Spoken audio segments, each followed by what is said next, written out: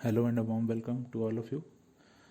चलिए क्वेश्चन देखते हैं। Consider the following: bats, bears and rodents. तीन चीज़ें दे रखी हैं। इनमें से आपको बताना है कि the phenomenon of hibernation, hibernation जो है इनमें से किन में होता है, इन तीन जानवरों में से किस में होता है।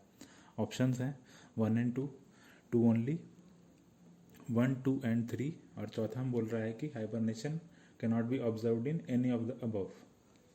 हाँ, फिलहाल मैं आपको इसका आंसर बता देता हूँ। इसका आंसर है सी, यानी कि तीनों में होता है हाइबरनेशन। तो हाइबरनेशन है क्या?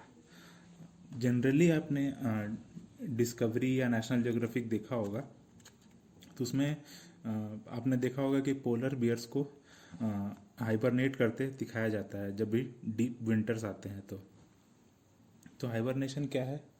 पहले एक चीज़ बताता हूँ कि इकोसिस्टम वाले वीडियो में मैंने आपको कुछ बायोटिक फैक्टर्स, कुछ ए बायोटिक फैक्टर्स के बारे में समझाया था।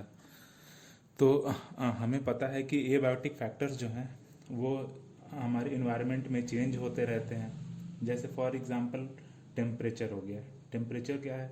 हमेशा चेंज होता है। कभी हमारे पास समर आता है, कभी विंटर आता है। तो हमें एक चीज़ पता है कि ये बायोटिक फैक्टर्स चेंज होते रहता है। तो उसी के रिस्पॉन्स में जो है हाइबरनेशन एनिमल्स करते हैं। इसमें होता क्या है? ये बेसिकली एक स्टेट ऑफ इनएक्टिविटी है।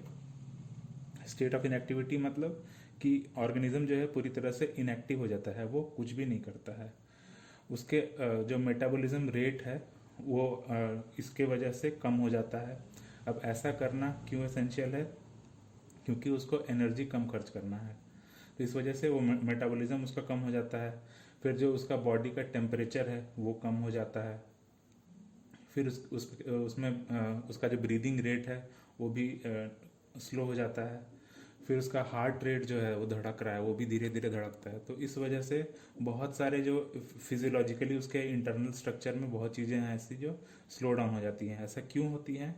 क्योंकि इन चीज़ों को करने के लिए एनर्जी खर्च होता है, और अगर ये कम होगा तो एनर्जी एक्सपेंडिचर कम होगा। तो इस वजह से हाइबरनेशन में ऐसी ऐसी चीज़ें होती हैं। ये बेसिकली जो है एंडोथर्मिक एनिमल में होता है। मतलब एंडोथर्मिक एनिमल क्या है? ऐसे एनिमल जो खुद का हीट जनरेट करते हैं, जैसे कि मैमल्स और बर्ड्स। एंडोथर्म के अलावा एक्टोथर्म्स में भी कभी कभी हम लोग को लगता है कि हाइबरनेशन होता है, लेकिन वहाँ पे हाइबरनेशन नहीं होता एक्टोथर्म्स में। उनमें क्या होता है? डोरमेंसी होता है। एक्टोथर्म क्या है? ऐसे एनिमल्स जो डिपेंड करते हैं एक्सटर्नल इन्वायरमेंट के ऊपर। अब फॉर एग्जांपल स्नेक। स्नेक क्या करता है? ये खुद का जो बॉडी हीट जनरेट नहीं कर सकता है। तो इस वजह से कभी कभी ठंड में ये आपको धूप सेकते दिखेगा, और जब गर्मी बहुत बढ़ जाती है तो इस वजह से ये ठंडी ठंडी इलाकों में पाया जाता है। तो स्नेक जो है वो एक्टोथर्म का एग्जाम्पल हो गया। हाइबरनेशन में और एक इम्पॉर्टेंट फैक्ट है कि एनिमल्स जो हैं वो हाइपरफेजिक हो जाते हैं। अब हाइपरफेजिक का मतलब क्या है? कि ये बहुत सारा खाना खाते हैं। इस वजह से क्या होगा कि उनको एनर्जी स्टोर हो जाएगी, और स्टोर किस फॉर्म में होगा? फैट के फॉर्म में होगा। फैट बेसिकली क्या है? एक ऐसा कंपोनेंट है हम लोग के शरीर में जो कि बहुत ही ज़्यादा एनर्जी रिलीज करने में हेल्प करता है। तो हाइबरनेशन का क्या क्या इंपॉर्टेंट फैक्ट हो गया? ये एक एबायोटिक फैक्टर के अगेंस्ट एक रिस्पॉन्स है। एक स्टेट ऑफ इनएक्टिविटी हो गया। इसमें मेटाबॉलिज्म कम हो जाता है, ब्रीदिंग रेट कम हो जाता है, बॉडी टेम्परेचर फॉल डाउन कर जाता है, हार्ट रेट भी कम हो जाता है। ये सब क्यों करते हैं? ताकि एनर्जी का एक्सपेंडिचर कम हो। और एनिमल्स इसके अलावा क्या करते हैं? हाइपरफेजिक हो जाते हैं। ये एंडोथर्म्स में होता है। ठीक है, ये तो बेसिक फैक्ट्स हो गया हाइबरनेशन का। अब हाइबरनेशन को हम लोग दो टाइप में बांट देते हैं। एक तो हो गया ऑब्लिगेट, और दूसरा हो गया फैकल्टेटिव। ऑब्लिगेट हाइबरनेशन क्या होता है? ये सीजनली होता है, मतलब हर सीजन में, हर साल ये जो एनिमल्स हैं वो करते हैं, रिपीटेडली होता है। On the other hand facultative में क्या होता है कि अगर कोई स्ट्रेस है, जैसे मान लीजिए कोल्ड स्ट्रेस है, बहुत ठंड बढ़ गई है, तो वैसे केस में ये कभी कभी होता है। या फिर अगर फूड का बहुत ज़्यादा शॉर्टेज हो गया है, तो वैसे केस में भी फैकल्टेटिव हाइबरनेशन है जो एनिमल्स करते हैं। मैंने आपको ये भी बताया कि एक्टोथर्म में डॉर्मेंसी होता है। उसी तरह रेप्टाइल्स हैं, जैसे कि स्नेक हो गया, इनमें क्या होता है? ब्रूमेशन होता है। ये भी सिमिलर टू डॉर्मेंसी है, यहाँ पे सस्पेंडेड डेवलपमेंट हो जाता है। फिर सीड्स, जो प्लांट के सीड्स होते हैं, वो भी एक डॉर्मेंसी का एक तरीका है। जैसे ही उनको सूटेबल कंडीशन मिलेगा तो वो फिर ग्रो कर जाते हैं, लेकिन अगर इन्वायरमेंट में अगर कंडीशन जो है सूटेबल नहीं है तो सीड्स बन के वो सस्पेंडेड डेवलपमेंट अपना करते हैं। तो हाइबरनेशन है एक बहुत ही बड़े टॉपिक का पार्ट है, जो कि हम लोग किसको बोल रहे हैं, रिस्पॉन्स टू एबायोटिक फैक्टर्स। यह इस डायग्राम को देखिए, डायग्राम जो है बेसिकली एनसीईआरटी से उठाया हुआ है। जैसे जैसे एक्सटर्नल लेवल चेंज हो रहा है वैसे वैसे देखिए आप कन्फॉर्मर्स में क्या हो रहा है, इंटरनल लेवल भी वैसे वैसे बिल्कुल चेंज हो रहा है, दोनों एक साथ चेंज हो रहे हैं। जबकि रेगुलेटर्स में क्या हो रहा है कि इंटरनल लेवल बिल्कुल कांस्टेंट है, एक्सटर्नल लेवल हालांकि बढ़ रहा है। पार्शियल रेगुलेटर्स में कुछ हद तक इंटरनल लेवल चेंज होता है, फिर बाद में वो क्या हो जाता है, कांस्टेंट हो जाता है। तो ये तो फिगर हो गया कन्फॉर्मर्स और रेगुलेटर्स का। अब यहाँ पे बेसिकली क्या है कि जैसे जैसे एक्सटर्नल चेंज हो रहा है वैसे मैंने आपको क्या बताया कि ऑर्गेनिज्म का इंटरनल लेवल भी चेंज हो रहा है। अब ऐसा क्यों होता है, पहली बात तो हो गई होम्योस्टैसिस, ये भी मैं आपको एक और वीडियो में डिस्कस कर रखा हूँ। इसमें क्या होता है कि बॉडी खुद का बैलेंस बनाने की कोशिश करता है एक्सटर्नल लेवल के अकॉर्डिंगली। तो एक तो होम्योस्टैसिस वाला फैक्टर हो गया, और दूसरा है fitness of species. Fitness of species आपने पढ़ा होगा कि ये इवोल्यूशन का बहुत ही एक इम्पॉर्टेंट जो है क्या है, क्राइटेरिया है।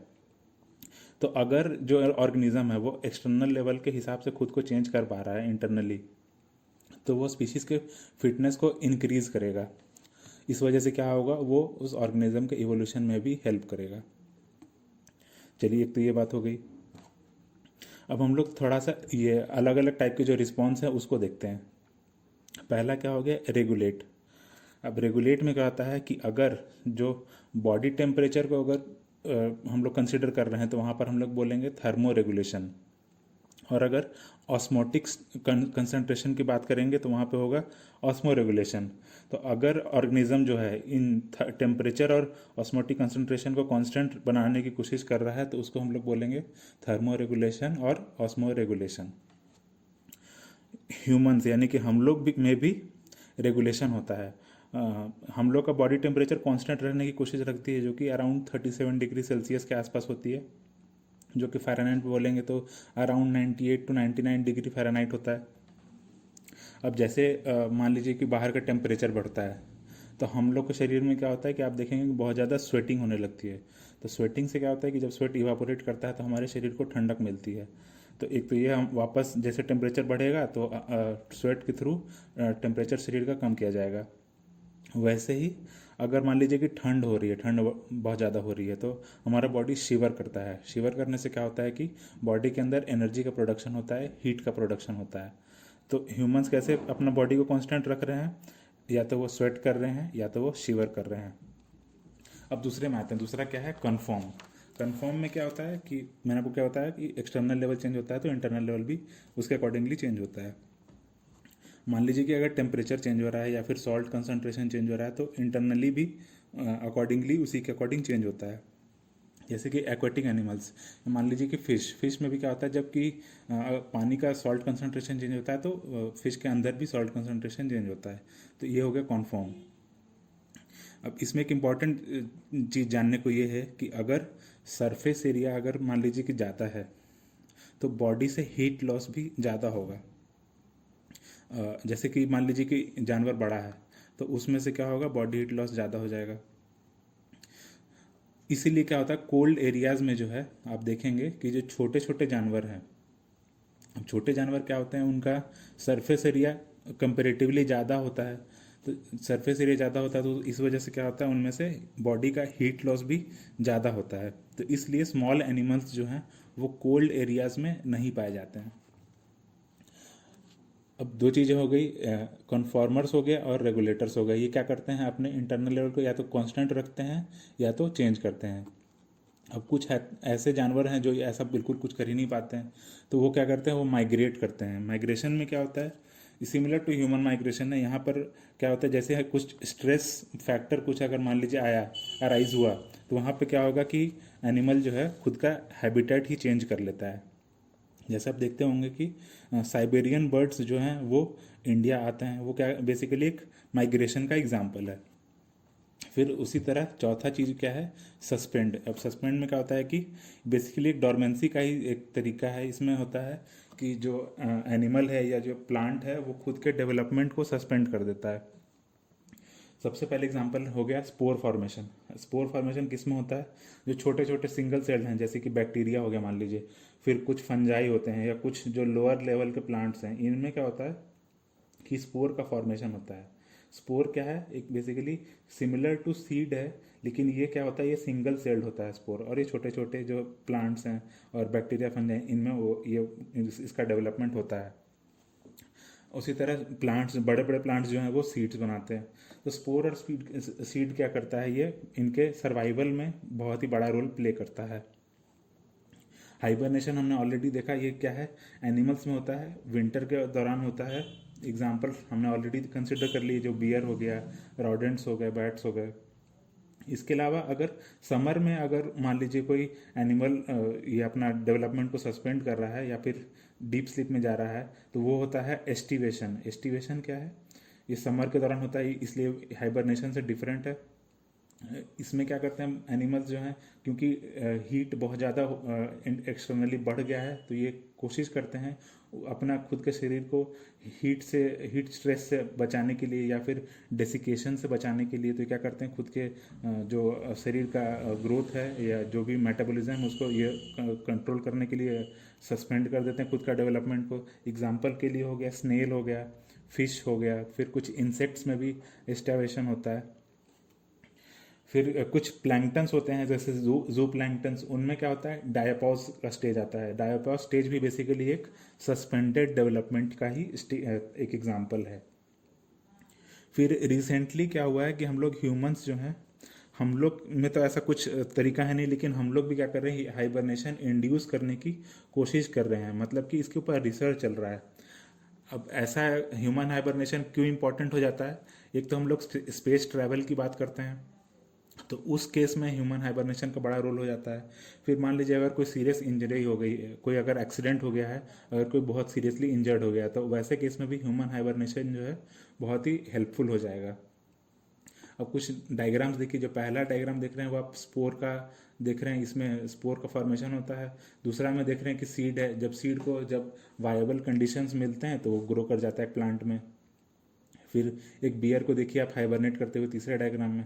चौथे में देख रहे हैं आपकी जो स्नेल्स हैं, ये अब टेम्परेचर बढ़ गया है तो इस वजह से क्या कर रही है, एस्टाइवेशन में है, एस्टाइवेशन फेज में है अपने। और चौथा देखिए, चौथा जो दिख रहा है आपको वो है बेसिकली एक डायपॉज स्टेज। डायपॉज स्टेज में क्या हो रहा है कि इंसेक्ट जो है खुद को मान लीजिए ककून बना लिया, और इस वजह से क्या हुआ कि उसने अपने खुद के डेवलपमेंट को सस्पेंड कर दिया, और जैसे ही फिर कंडीशन वायबल होता है उसके अकॉर्डिंगली होता है, तो वापस से वो अगले स्टेज के ऊपर डेवलप कर जाता है। ये इंसेक्ट जो है यहाँ पर देख रहे हैं, मान लीजिए कि बटरफ्लाई बन जाएगा। तो इस तरह से अलग अलग एनिमल्स जो हैं रिस्पॉन्ड करते हैं एबायोटिक फैक्टर्स के चेंज होने पे। ठीक है, चलिए आशा करता हूँ आपने कुछ कुछ हद सीखा होगा। अच्छे से पढ़ते रहिए। Bye bye, take care.